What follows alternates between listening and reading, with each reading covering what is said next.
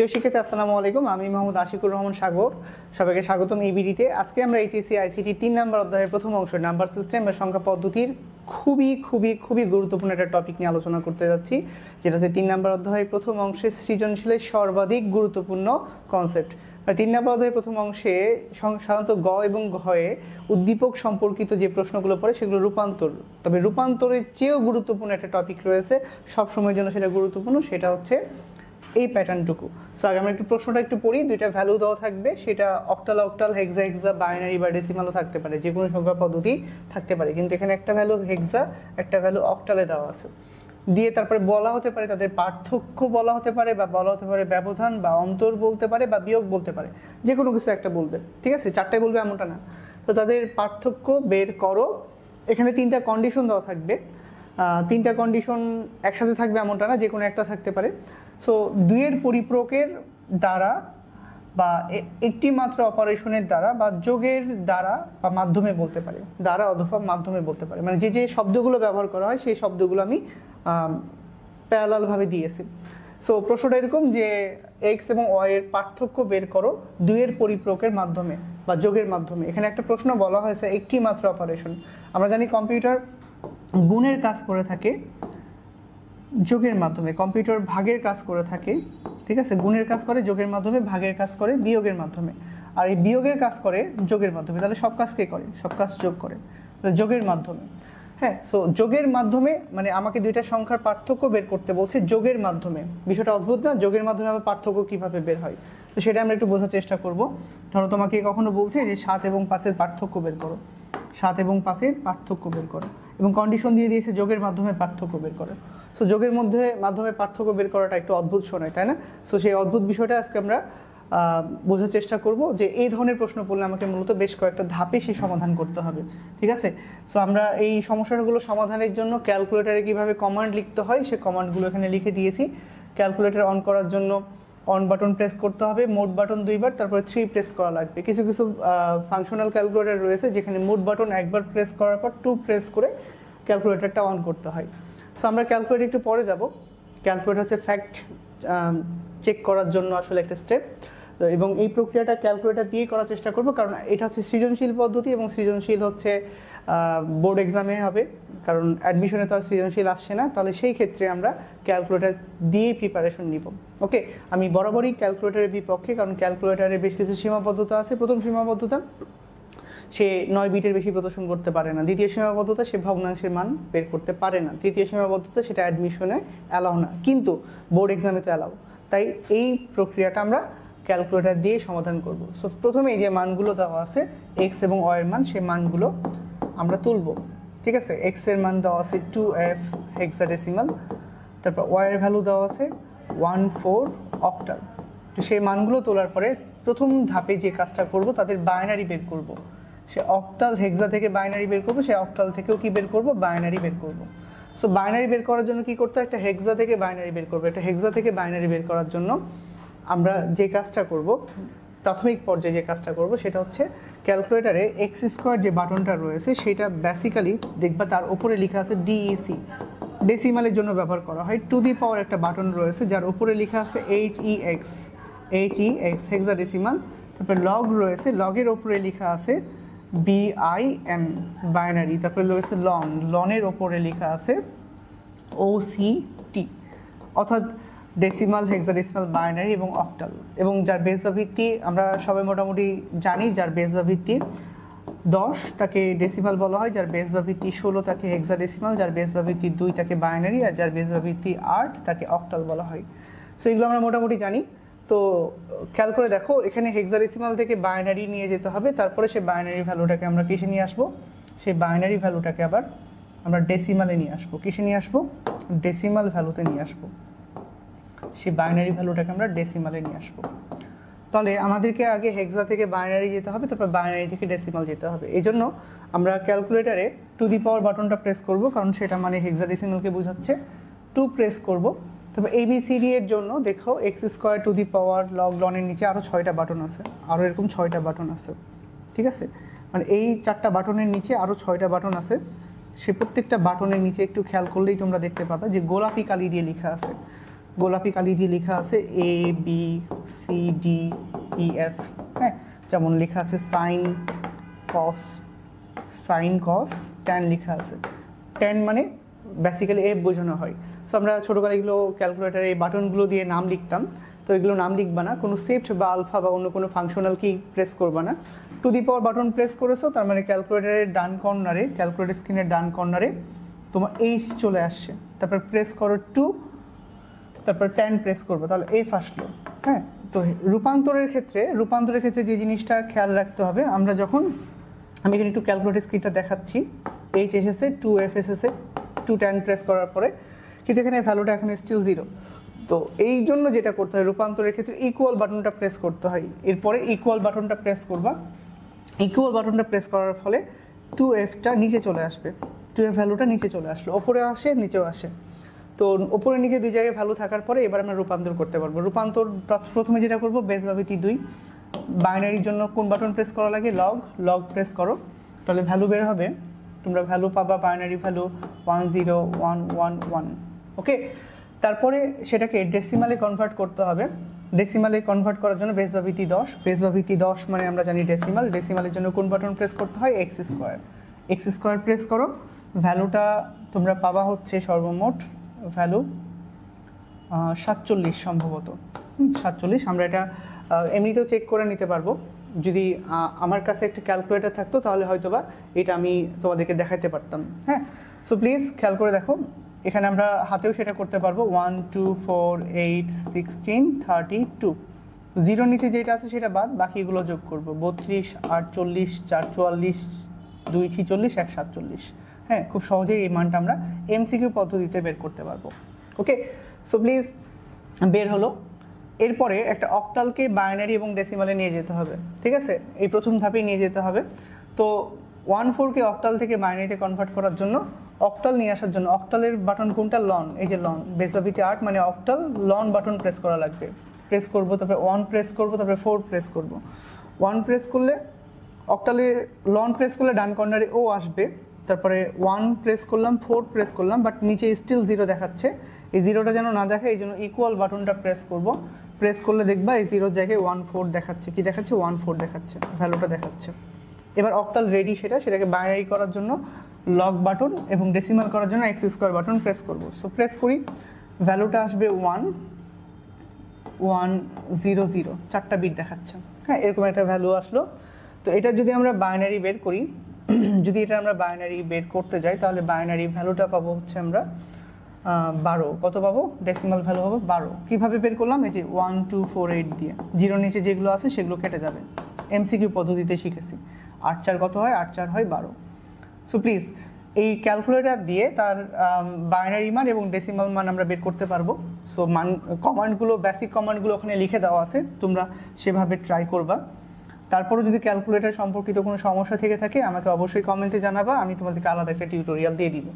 তো প্রাথমিক ধাপে, এটা হচ্ছে প্রাথমিক ধাপ, সেই প্রাথমিক ধাপে তাদের বাইনারি, তাদের বেস বা ভিত্তি 2 এবং বেস বা ভিত্তি 10-এর মান বের করলাম, কিন্তু সেটা এখনও কিন্তু ইনকমপ্লিট অবস্থায় আছে। কেন ইনকমপ্লিট বলছি, প্রসেসটা আমার মানে পরিপূর্ণ করার জন্য এখনও ইনকমপ্লিট অবস্থায় আছে। সেটা ইনকমপ্লিট থাকার কারণ, এই যে প্রথম ধাপে যে আমরা বাইনারিটা বের করেছি, বাইনারির শর্ত হচ্ছে তারা উভয়ে 8 বিট 8 বিট নয়তো বা 16 বিট 16 বিট হবে। আমরা জানি বাইনারির অন্তর্গত অঙ্কগুলোকে বলা হয় বিট। কি বলা হয়, বিট। এখানে 4টি বিট রয়েছে, এখানে সর্বমোট 6টি বিট রয়েছে, কিন্তু এমন থাকলে হবে না, তাদেরকে 8 বিট 8 বিট হতে হবে। এজন্য আমি এইখানে তাদের এই পাশে এই যে 0 লিখেছি, 0-র এই পাশে আমি আবারও কি করে দিচ্ছি, 2টা 0 দিয়ে, এখানে 2টা 0 দিলাম, খেয়াল করি এখানে 2টা 0 দিলাম, আর এখানে তো 4টা বিট ছিল, এখানে আরও 4টা বিট দিয়ে তাদেরকে 8 বিট 8 বিট দ্বারা পূর্ণ করলাম। তাহলে এই প্রথম ধাপ পরিপূর্ণ হলো। দ্বিতীয় ধাপ এখানে যেটা করেছি, একটা বিষয় বলে রাখি, এই দ্বিতীয় ধাপ এটা যে করাই লাগবে তোমাদেরকে এমন কিছু না। এই দ্বিতীয় ধাপ অনেকগুলো বই বা গাইডে করে দেওয়া নাই, তবে আমি কেন করলাম সেটা এখন ব্যাখ্যা করছি। সো প্রথম ধাপে বাইনারি বের করলাম 8 বিট 8 বিট, তারপর দ্বিতীয় ধাপে ডেসিমাল বের করলাম। তবে খুব গুরুত্বপূর্ণ একটা কথা, এই যে 8 বিট 8 বিট করে বের করেছি বা ডেসিমাল যে ভ্যালু বের করেছি, সেক্ষেত্রে একটা জিনিস আমাকে সতর্ক থাকতে হবে, সেটা হচ্ছে যদি কোনো বাইনারি বিটের সংখ্যা 9 বিট হয়ে যায়, তাহলে সেক্ষেত্রে উভয়কেই কিন্তু 16 বিট 16 বিটে নিয়ে যেতে হবে। 9 বিট যদি এমন হয়ে যায়, এরকম সামথিং আমি লিখছি, 1 2 3 4 5 6 7 8 9 9 বিট এরকম হয়ে আছে। তাহলে আমাকে সেটাকে আরও 7টা শূন্য দিয়ে তাকে 16 বিট বানাতে হবে, ঠিক আছে। কিন্তু 9 নম্বর বিটটা ইনকেস যদি 9 নম্বর বিটটা যদি 1 না থেকে যদি 0 থাকতো, যদি ইনকেস এমন হতো যে 9 নম্বর বিটটা হচ্ছে 0, কথাটা বুঝো, 1 2 3 4 5 6 7 8, ধরো 8, 9 নম্বর বিটটা যদি 0 হয়, 9 নম্বর বিটটা 0 হলে আমরা কেটে দিতে পারি সেটা। কিন্তু 9 নম্বর বিটটা যদি 1 হয় তাহলে সেক্ষেত্রে আমাকে কি করতে হবে, সেটাকে আমাকে 16 বিটে নিয়ে যেতে হবে। সো প্লিজ এই জিনিসটা আমরা মাথায় রাখবো। তো প্রথম ধাপ এবং দ্বিতীয় ধাপের মানে প্রাথমিক ধাপের যে কাজগুলো সেগুলো শেষ করেছি। সেই কাজটা শেষ করার পরে এবার আমরা মানে মূল অংশে যাব। তো তোমাদেরকে একটা উদাহরণ দিয়ে বোঝাচ্ছিলাম, তোমাদেরকে যদি বলা হয় 7 এবং 5-এর পার্থক্য বের করো, এবং যদি শর্ত দিয়ে দেওয়া হয় যে 7 এবং 5-এর পার্থক্য বের করবা যোগের মাধ্যমে, কিসের মাধ্যমে, যোগের মাধ্যমে, তাহলে বিষয়টা অদ্ভুত শোনাবে না? যোগের মাধ্যমে আবার পার্থক্য কিভাবে বের হয়? হ্যাঁ বের হয়। বের হওয়ার জন্য তোমাদেরকে যেটা করতে হবে, 7 এবং 5-এর মধ্যে মানে দুইটা সংখ্যার মধ্যে যে ছোট হবে তার ঋণাত্মক মান বের করতে হবে। তার কি মান বের করতে হবে? ঋণাত্মক। তাহলে কি ঘটবে? কারণ আমরা জানি প্লাস মাইনাসে কি হয়, আমরা জানি প্লাস মাইনাসে কি হয়, মাইনাস হয়। তো 7 এবং 5-এর পার্থক্য, এটা আমি বোঝানোর স্বার্থে বললাম। তো 7 এবং 5-এর পার্থক্য বের করতে হলে কি করতে হচ্ছে, ছোট যে তার ঋণাত্মক মান বের করতে হচ্ছে। এখানে এক্স এবং ওয়াইয়ের এই দুইটা মান দেখে বোঝার উপায় নাই কে বড় কে ছোট, ঠিক আছে। বাইনারি দেখে অনেকে বুঝতে পারে না যে কে বড় কে ছোট, যদিও একটা বোঝার প্রক্রিয়া রয়েছে। যে যেমন 0 0 অল রাইট, 0 0 অল রাইট, এটা 1, এই 1 মান এখানে 3 নাম্বার বাম থেকে দেখছি 3 নাম্বারটাতে 1 আছে মানে সে বড়, আর এটা 0 আছে মানে কি সে ছোট। তবে এটা একটু কমপ্লিকেটেড হয়। সবচেয়ে সুবিধাজনক পদ্ধতি হচ্ছে বেস বা ভিত্তি 10, কারণ বেস বা ভিত্তি 10 হচ্ছে আমাদের সংখ্যা পদ্ধতি। কাদের সংখ্যা পদ্ধতি? এটা হচ্ছে আমাদের সংখ্যা পদ্ধতি, তাই না? সো আমরা এটা দেখে বুঝতে পারছি 47 এবং 12-এর মধ্যে কে ছোট, 12 ছোট। তো কে ছোট এটা বোঝার জন্যই মূলত বেস বা ভিত্তি 10 নিয়ে আসা হয়েছে। তো যে ছোট তার কি বের করতে হয়? ঋণাত্মক মান। তো এখানে এক্স ওয়াইয়ের মধ্যে ওয়াইয়ের মানটা ছোট, তাহলে তার ঋণাত্মক মান বের করবে। কিন্তু তার ঋণাত্মক মানটা কোন পদ্ধতিতে বের করতে হবে? তার ঋণাত্মক মানটা বের করতে হবে 2-এর পরিপ্রক পদ্ধতিতে, ঠিক আছে। সো 2-এর পরিপ্রক করার জন্য আমরা মূলত সবাই জানি যে মানটা রয়েছে সেই মানটা, যে বাইনারি মানটা রয়েছে সেটা হচ্ছে তার ধনাত্মক মান। আমরা এই বাইনারি মানটা তুলছি, এই যে এই বাইনারি মানটা তুলছি, তার যে মানটা দেওয়া রয়েছে সেটা হচ্ছে তার ধনাত্মক মান। এবার তার 2-এর পরিপ্রকে ঋণাত্মক মানে বের করতে হবে। এবং আমরা জানি 2-এর পরিপ্রক করতে গেলে যে বিষয়টা করা লাগে সেটা হচ্ছে কি 1-এর পরিপূরক করা লাগে। আগে কি করা লাগে? 1-এর পরিপূরক করা লাগে। সো 1-এর পরিপূরক পদ্ধতি কি? 1-এর পরিপূরককে ইংরেজিতে ওয়ান্স কমপ্লিমেন্টও বলা হয়। কি বলা হয়? Once complement. 1-এর পরিপূরক একটা ধনাত্মক মানকে ঋণাত্মক মানে রূপান্তর করে, ঠিক আছে। তো 1-এর পরিপূরক খুবই সরল একটা পদ্ধতি। তুমি আগে ধনাত্মক মানটা তুলেছো, সিম্বলগুলো এখানে দিবা। 1-এর পরিপূরকে প্রত্যেকটা 0-কে 1 করে দিবা আর 1গুলোকে 0 করে দিবা। খুবই সিম্পল প্রসেস, সবচেয়ে সিম্পল প্রসেস এই পদ্ধতিগুলোর মধ্যে। তো ধনাত্মক মানটা বাইনারি মান তুললা, তাকে 1-এর পরিপূরক মানে 0গুলোকে 1 এবং 1গুলোকে 0 করলাম।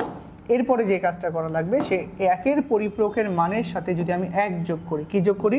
1 যোগ করি।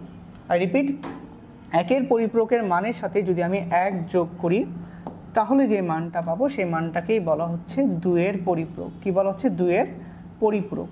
আমি আবারও বলছি, 1-এর পরিপূরকের মানের সাথে যদি 1 যোগ করি তাহলে যে মানটা পাবো সেটা হচ্ছে কি 2-এর পরিপূরক বলা হয়। কারণ প্রশ্নতে 2-এর পরিপূরক বলা ছিল। একটা উল্লেখ করার মতন বিষয়, 2-এর পরিপূরক যদি নাও বলা থাকে, যদি বলা হয় যোগের মাধ্যমে, তবুও কিন্তু 2-এর পরিপূরক দিয়ে করতে হবে। কারণ 2-এর পরিপূরক ঋণাত্মক মান প্রকাশের 3টির মধ্যে সর্বাধিক গ্রহণযোগ্য পদ্ধতি। ঋণাত্মক মান প্রকাশের 3টি পদ্ধতি রয়েছে। প্রকৃত মানে কি হয়? শুধু বামের এই সাইন বিটটা চেঞ্জ হয়, 0টা 1 হয়ে যায়। 1-এর পরিপূরকে কি হয়? সব চেঞ্জ হয়ে যায়। আর 2-এর পরিপূরকের নিয়মটা কি? 1-এর পরিপূরকের সাথে যদি 1 যোগ করি তাহলে যে মানটা বের হয় সেটাই হচ্ছে 2-এর পরিপূরকের মান, ঠিক আছে। সো এর মধ্যে 2-এর পরিপূরক মানটাই সর্বাধিক গ্রহণযোগ্য। সো এবার 1-এর পরিপূরকের সাথে 1 যোগ করব, তাহলে যে মানটা বের হবে 2-এর পরিপূরক। উল্লেখ করার মতন বিষয়, 1-এর পরিপূরক ঋণাত্মক মান বের করে, 2-এর পরিপূরকও ঋণাত্মক মান বের করে, ঠিক আছে। এরা উভয় ঋণাত্মক মানই উপস্থাপন করে। আমি বুঝাতে পেরেছি এখানে? তাই সিম্বলগুলো খুব গুরুত্বপূর্ণ। অনেকে মনে করে 1-এর পরিপূরক ঋণাত্মক মান নয়, 1-এর পরিপূরকও ঋণাত্মক মান, 2-এর পরিপূরকও ঋণাত্মক মান উপস্থাপন করে। সো এবার আমরা যোগ করব। সো যোগ করতে গিয়ে এই যোগটা যদি আমরা না পারি, যারা বেসিক ক্লাসে যোগ বিয়োগ শেখায় নাই তারা এই স্টেপটা, এই যে সেকেন্ড যে স্টেপটার কথা বলছি সেটা কিন্তু ক্যালকুলেটারে তারা করতে পারে। কি করবে? লগ প্রেস করে ডান কর্নারে, ক্যালকুলেটারের ডান কর্নারে বি নিয়ে আসবে। ঠিক আছে, লগ মানে তো বাইনারি, বি মানে তো বাইনারি, বি মানে কি বাইনারি, যার বেস বা ভিত্তি কত, যার বেস বা ভিত্তি হচ্ছে 2। ওকে, সো তারপরে যে ভ্যালুটা প্রেস করবে, উপরে যে ভ্যালুটা আছে, এখানে অনেকে একটা ভুল করে, অনেকে 3টাই যোগ করে ফেলে, কিন্তু নিয়মটা কি? নিয়মটা হচ্ছে 1-এর পরিপূরকের সাথে কত যোগ? 1 যোগ। 1-এর পরিপূরকের সাথে কত যোগ?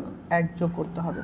ঠিক আছে, সো এই বাইনারি ভ্যালুটা তুলবো, ওপরে যে বাইনারি ভ্যালুটা দেখতে পাচ্ছি সেই বাইনারি ভ্যালুটা তুলবো, তারপরে যোগ দিব, তারপর 1, তারপর ইকুয়াল বাটনটা প্রেস করতে হবে। মানে রূপান্তরের মতন আগে ইকুয়াল প্রেস করতে হবে না, যোগ বিয়োগ যেভাবে করি ভ্যালু তুলি, যোগ দিব, 1 দিব, তারপরে ভ্যালুটা পাবো। সো ভ্যালুটা কত পাবো আমরা? ভ্যালুটা পাবো হচ্ছে, যারা মূল প্রক্রিয়ায় যোগ শিখেছো তারা জানো 1 1 2 হয়, 2 বাইনারিতে অ্যালাউ না, 2 থেকে 2 মাইনাস করলে 0, সেই প্রক্রিয়ায় যোগ করবা। সো আমি ভ্যালুটা লিখছি, এখানে ভ্যালু হয় 0 0, সরি কালারটা আমি একটু চেঞ্জ করি, 0 0 1 0 1 1 1 1। হ্যাঁ, যারা মূল প্রক্রিয়া শিখেছে তারা জানো 1 1 2 হয়, 2 থেকে 2 মাইনাস করলে 0, কয়টা 2 মাইনাস করেছে? একটা, আবার 2 থেকে 2 মাইনাস করলে 0, আবার 1 আসলো, 1 বসে গেল, আর বাকিগুলো সাধারণ প্রক্রিয়ায় হবে। আর যারা এই প্রক্রিয়াটা বুঝো না, বেসিক ক্লাসটা করো না, অবশ্যই প্লে লিস্ট থেকে দেখে নিবা, কিংবা ক্যালকুলেটারেও তোমরা করতে পারো সময় বাঁচানোর ক্ষেত্রে। সেটা হচ্ছে দ্বিতীয় ধাপ। হ্যাঁ, প্রাথমিক ধাপের পরে দ্বিতীয় ধাপ, যে ধাপে আমরা কি করলাম? দুজনের মধ্যে যে ছোট তার ঋণাত্মক মান বের করলাম। ওকে, এবার আমি তোমাদেরকে একটা কথা বলতে চাই, এখানে দেখো 7-এর সামনে কিছু নাই মানে কি আছে? কিছু নাই মানে কিন্তু কি আছে? প্লাস আছে। 7-এর সামনে কিচ্ছু নাই মানে অ্যাটলিস্ট কি আছে? প্লাস আছে। তো এখানে দেখতে পাচ্ছি বড়টা ধনাত্মক মান আর ছোটটার ঋণাত্মক মান কি করতে হবে? যোগ করতে হবে। তাহলে এখানে এক্স আর ওয়াই এর মধ্যে বড়কে, ওয়াই যদি ছোট হয় বড়কে এক্স, তাহলে বড় এর ধনাত্মক মান, ধনাত্মক মান কোনটা? এই যে তাদের যে বাইনারিটা বের করলাম না, সে বাইনারিটাই হচ্ছে তাদের ধনাত্মক মান। সো বড়টার ধনাত্মক মান, ঠিক আছে, ধনাত্মক মানটা লিখছি আমরা, বড় এর ধনাত্মক মান, এই যে বাইনারি মানটা লিখছি, আমি একটু এভাবেই দিলাম, আচ্ছা এভাবে দেখা খারাপ দেখাই, বড় এর ধনাত্মক মান, এই মানটা লিখছি, এই মানটা এভাবে নিয়ে আসা যায়, বড় এর ধনাত্মক মান 0 0 1 0 1 1 1 1, বড় এর ধনাত্মক মান তুললাম। আর ছোট এর ঋণাত্মক মান, ছোট এর ঋণাত্মক মান আমি এই উদাহরণ সাপেক্ষে করছি। ছোট এর ঋণাত্মক মান কোনটা? এই যে মাইনাস ওয়াই, যেটা এর আগের ধাপে বের করলাম। ছোট এর ঋণাত্মক মান তুললাম, তো এই দুইটা মান তুলব, বড় এর ধনাত্মক আর ছোট এর ঋণাত্মক মানটা কি করব? এবার যোগ করব। কি করব? যোগ করব। ঠিক আছে, এই যে প্রশ্নে বলেছিল না, প্রশ্নে কি বলেছিল? যোগের মাধ্যমে বা একটি মাত্র অপারেশনের মাধ্যমে। সেই যে দেখো, এই যে যোগের মাধ্যমে বলেছিল না, আমরা যোগের মাধ্যমে পার্থক্য বের করছি। আসলে পার্থক্য তো এই মান থেকে এই মানটা বিয়োগ করলে হয়ে যেত, কিন্তু এখানে বলেছে যোগের মাধ্যমে, 2-এর পরিপূরকের মাধ্যমে যখন কথাগুলো আসবে তখন এই ধাপগুলো অনুসরণ করতে হবে। সো বড় এর ধনাত্মক মানের সাথে ছোট ঋণাত্মক মান যোগ করলে যে মানটা বের হয় সেটাকে বলা হচ্ছে পার্থক্য। কি বলা হচ্ছে? পার্থক্য। সো প্লিজ, এইটা আমরা যে মান পাচ্ছি সেটা হচ্ছে কি? পার্থক্য হবে। কি হবে? পার্থক্য। তো পার্থক্য লিখব, পার্থক্য। ওকে, সো পার্থক্যটা আমরা, এটাও তো বাইনারি যোগ। সো এই বাইনারি যোগটা কি করব? লগ প্রেস করব, দেন ডান কর্নারে, ক্যালকুলেটরের ডান কর্নারে বি নিয়ে আসবো, তারপর একটা ভ্যালু তুলব। ঠিক আছে, ভ্যালু তোলার পরে এখানে তো রূপান্তর না, যে আগে ইকুয়াল প্রেস করা লাগবে, যোগ করে আরেকটা ভ্যালু তুলব, মানে এই দুইটা ভ্যালু তুলব, দেন ইকুয়াল বাটন প্রেস করব, তারপরে আমরা কি ভ্যালু পেয়ে যাব। তবে অবশ্যই যেন ডান কর্নারে বি এসেছে সেটা খেয়াল করতে হবে, মানে এটা বাইনারি তাই। সো এবার যোগ করব এই প্রক্রিয়ায়, এই থার্ড স্টেপ দ্বারা এই যোগ প্রক্রিয়াটা সম্পন্ন করব। তো যোগটা আমি করছি, যারা বেসিক নিয়মে যোগ শিখেছো তারা সেইভাবেই যোগটা করার চেষ্টা করবা। সো যোগ করি আমরা। যোগ করার ক্ষেত্রে 1 0 1 স্বাভাবিক, এই দুইটা স্বাভাবিক, 1 1 2, 2 থেকে 2 মাইনাস করলে 0, কয়টা 2 মাইনাস করেছে? একটা, আবার 0, আবার 2, আবার 0। ঠিক আছে, এইভাবে আমরা প্রক্রিয়াগুলো আগাবো। হ্যাঁ, 2 0 2 0 0, এবার 3 হয়ে যাবে 1, 2 হয়ে যাবে 0, 2 হয়ে যাবে 0, তারপর কি 1। তো একটু খেয়াল করে দেখবা এই থার্ড স্টেপে যখন তুমি যোগ করছো বড়টার প্লাস মান, বড়টার প্লাস মান, হ্যাঁ, বড় এর প্লাস মান এবং এর সাথে ছোট এর মাইনাস মান, বড় এর প্লাস মান এবং কি ছোট এর মাইনাস মান, যে ছোট তার কি মান, তার মাইনাস মান। বড় এর প্লাস এবং ছোট এর যখন মাইনাস মানটা যোগ করছো, যোগ করলে দেখবে সেখানে সর্বমোট 8 বিট যোগ করলে 9 বিট বের হবে, 16 বিট যোগ করলে 17 বিট বের হবে। এই যে সর্বশেষে যে বিটটা বের হলো না, একটু খেয়াল করে দেখবে এখানে সর্বশেষে যে বিটটা বের হয়েছে এটা নিয়ে একটু কথা বলার রয়েছে। সর্বশেষ যে বিট বের হয়েছে, বিটটাকে সর্ববামের যে বিট বের হয়েছে বিটকে গোল করে এভাবে লিখে দিবা ক্যারি বিট। এখন প্রশ্ন আসতে পারে যে 8 বিট যোগ করে যে 9 বিট পেলাম, এটাকে এই 9 নম্বর সর্ববামের 9 নম্বর বিটকে কেন গোল করব এবং তীর চিহ্ন দিয়ে ক্যারি বিট লিখব? কারণ কম্পিউটার রেজিস্টার অনুযায়ী কাজ করে, রেজিস্টারে কাজটা হয় বাইট অনুসারে, 1 বাইট মানে 8 বিট, 2 বাইট মানে 16 বিট। আমরা 8 বিট নিয়ে কাজ করছিলাম, যোগ করার ফলে অতিরিক্ত একটা বিট বের হয়েছে 9 নম্বর বিট। এই 9 নম্বর বিটটা ক্যালকুলেটর তার গণনার বাইরে নিয়ে যায়, ঠিক আছে? সো এইভাবেই সে কাজটা করে থাকে। সো 8 বিট যোগ করলে আমরা 9 নম্বর যে বিটটা পেলাম সবার বামে, সেই বিটটাকে গোল করে এভাবে লিখে দিব, খাতায় লিখে দিব ক্যারি বিট, ঠিক আছে? এটা হচ্ছে এর পরের ধাপ। প্রাথমিক ধাপের পরে কি করলাম, যে ছোট তার ঋণাত্মক মান বের করলাম, তারপরে বড়টা ধনাত্মকের সাথে ছোটটা ঋণাত্মকের মান কি করলাম, যোগ করলাম। এই যে এখানে একটা উদাহরণ নিয়ে আলোচনা করছিলাম, সেটাই করলাম। ওকে, এই পর্যন্তই গাইডে করে দেওয়া আছে। এরপরে আমরা আরেকটা ধাপ করব, যে ধাপটা আমার কাছে মনে হয় যে একটা স্টুডেন্টের কনফিডেন্স পাওয়ার জন্য যথেষ্ট। সেই ধাপটা কি হবে? সেই ধাপটা হবে যে আমরা যেখানে মানগুলো বের করেছি, খেয়াল করে দেখো এখানে যে আমরা মানগুলো বের করেছি, যে ডেসিমাল মানটা বের করেছি, এখানে তো আমরা ডেসিমাল মান দেখতে পাচ্ছি। তো এই ডেসিমাল মানটা পাওয়ার ক্ষেত্রে, এই যে ডেসিমাল মানটা পেলাম আমরা এখানে, এই ডেসিমাল মানটা একটা পেয়েছিলাম কত, একটা পেয়েছিলাম 47 আর একটা পেয়েছি 12। 47 এবং কত পেয়েছি, 12। তো তাদের পার্থক্য আমরা এখানে দেখতে পাচ্ছিলাম যে 47 এবং 12 যদি পার্থক্য বের করি কত পাই, 35 পাই। কত পাই, 35, ঠিক আছে? সো এই 35টা আসলে মেলে কিনা সেটা আমরা ফ্যাক্ট চেক করে দেখব, হ্যাঁ? সো আমি এখন যে ধাপটা করছি সেটা অনেক বই বা গাইডে করে দেওয়া নাই, তোমরা এটা ফ্যাক্ট চেক হিসাবে নিতে পারো। সো ফ্যাক্ট চেক করার জন্য আমরা এই যে পার্থক্যটা আছে না, পার্থক্যটা আমরা আরেকবার লিখব, ঠিক আছে? এখানে লিখব, লিখছি আমি, প্লিজ। পার্থক্য লেখার ক্ষেত্রে ক্যারি বিট লেখার কোনো প্রয়োজন নাই, ক্যারি বিট লিখতে হবে না। বামের শূন্যগুলোরও তো কোনো মূল্য নাই, তবুও তোমরা চাইলে লিখতে পারো। সো আমরা লিখছি 0 0 1 0 0 1 0 0 1। এই যে বাইনারি ভ্যালুটা, এটা হচ্ছে কি বেস বা ভিত্তি 2 এর মান। এই বেস বা ভিত্তি 2 এর মান থেকে, এই বেস বা ভিত্তি 2 এর মান থেকে কিসের মানে আসবো, বেস বা ভিত্তি 10 এর মানে আসবো, বেস বা ভিত্তি 2 থেকে 10।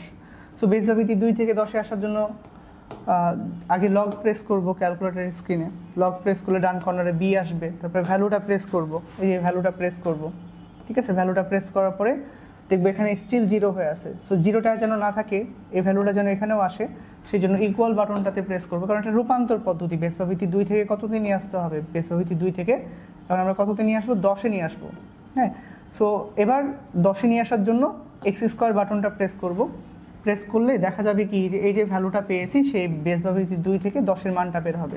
যদিও আমরা এমসিকিউ পদ্ধতিতে মান বের করা শিখেছি, মানটা বের করার পদ্ধতি হচ্ছে 1 2 4 8 16 32 64, এভাবে বের করতে হয়। তো আমরা যদি 0 নিচের ভ্যালুগুলো কেটে দিই, 0 নিচের ভ্যালুগুলো কেটে দিই এবং বাকিগুলোকে যদি যোগ করি, সরি আমি ভ্যালুটা লিখতে ভুল করেছি, এখান থেকে তোলার সময় এখানে আরেকটা 1 ছিল, হ্যাঁ দুঃখিত, এখানে আরেকটা 1 ছিল, আরেকটা 1 ছিল, এই বাইনারি ভ্যালুটা লেখার সময় আমি ভুল করে ফেলেছি। সো প্লিজ, সো এই যে একটা 1-এর কারণে দেখো ছোট্ট একটা মনোযোগ ঘাটতির কারণে কত বড় সমস্যা হয়ে যেতে পারে। 1 2 4 8 16 32 64 128 লিখলাম। এবার 0 নিচে যে ভ্যালুগুলো আছে সেগুলো কেটে দিলাম, কেটে দেওয়ার পর অবশিষ্ট থাকে 32 2 এবং 1। 32 আর 2 যোগ করলে 34 হয়, 34 আর 1 যোগ করলে কত হয়, 35। কত হয়, 35। এই যে ধাপটা করলাম আমি, এই ধাপটা যে তোমাদের করতে হবে এমন কিছু না, ঠিক আছে? এই ধাপটা যে করাই লাগবে এমন কোনো বাধ্যবাধকতা নাই, ঠিক আছে? সো এই ধাপটা আমরা করলাম, তো ভ্যালু কত পাচ্ছি, 35। আর এই যেখানে ডেসিমাল যে এদের বের করেছিলাম, এটাও কিন্তু আমি করতে নিষেধ করেছিলাম, হ্যাঁ, যে এটা বোর্ড বা অন্যান্য গাইডে দেওয়া নাই। সো এখানে আমরা পেয়েছিলাম যে তাদের ডেসিমাল মান পেয়েছিলাম 47 এবং 12, তাদের পার্থক্য কত 35, এবং আমি পেয়েছি কত 35। তার মানে তোমাকে ডানে বামে আর কাউকে জিজ্ঞাসা করা লাগবে না তোর উত্তর কত, ঠিক আছে?